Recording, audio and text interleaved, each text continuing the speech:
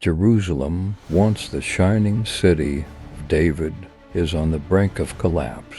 The mighty Babylonian Empire has come to destroy it, and the fate of an entire kingdom rests in the balance.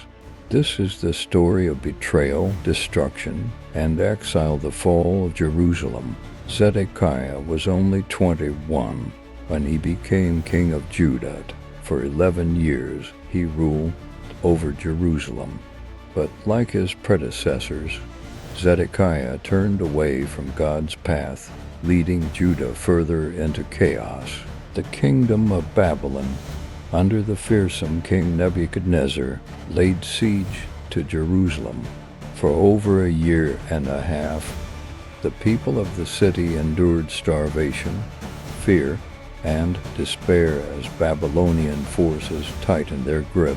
By the 9th day of the 4th month, famine gripped Jerusalem. The residents were starving, and the city walls could no longer hold back the might of Babylon.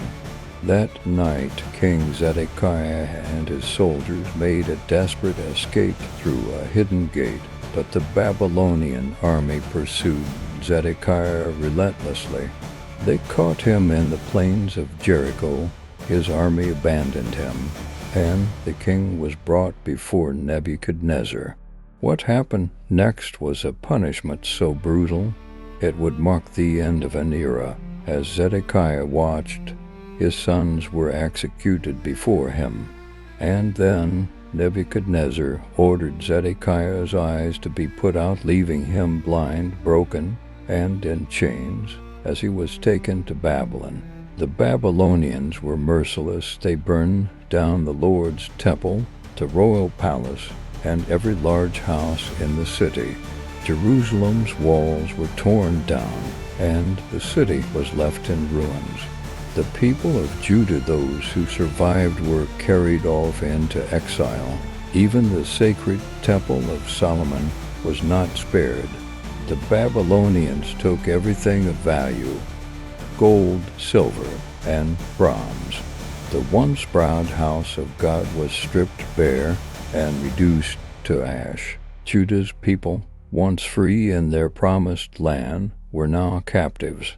Zedekiah's rebellion had led to the ultimate punishment. Judah was no more, its people exiled to Babylon. In an effort to stabilize the land, Nebuchadnezzar appointed Gedaliah as governor over the remaining people.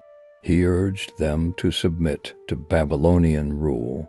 But this peace was short-lived. In a brutal twist, Gedaliah was assassinated by Ishmael, a member of the royal family.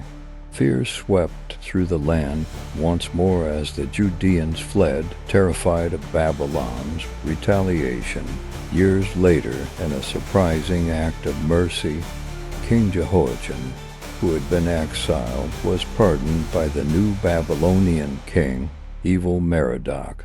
For the rest of his life, Jehoiachin lived under the protection of the Babylonian court, a small glimmer of hope in a tragic tale. The fall of Jerusalem marked the end of an era for the people of Judah, exiled from their homeland, their city in ruins. They were scattered.